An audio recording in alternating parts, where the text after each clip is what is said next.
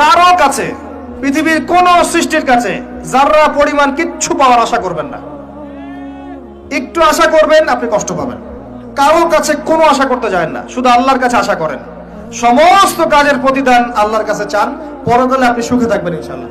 শেষ হাসি আপনি হাসবেন ইনশাআল্লাহ। এছাড়া আমি কোনো সলিউশন দেখি না ভাই। আমি কলিজা থেকে কথাগুলো বললাম আপনাকে, আর যে কথা কলিজা থেকে বের হয় সেই কথা আপনার কলিজার মধ্যে আঘাত করবে ইনশাআল্লাহ। সব কাজ শুধু আল্লাহর জন্য করেন, কেউ আপনার আপন না। আল্লাহ ছাড়া কেউ আপনার আপন নয়।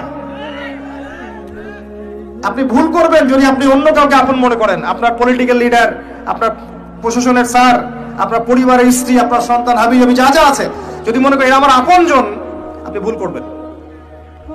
সবাই সবার স্বার্থ চেনে, সবাই সবার স্বার্থ চেনে।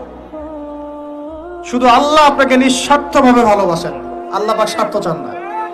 সারাটা জীবন পাপ করে থাকলেও একটা বার দাঁড়িয়ে খালি বলেন আল্লাহ আস্তাগফিরুল্লাহ ওয়া আতুবু ইলাইহি। মন থেকে বলেন আল্লাহ আমি ভুল করেছি, আল্লাহ আমাকে মাফ করে দাও। এক মুহূর্তের মধ্যে আল্লাহ পাক আপনার সমস্ত গুনাহগুলোকে নেকিতে পরিবর্তন করে দিবেন ইনশাআল্লাহ। আল্লাহ ছাড়া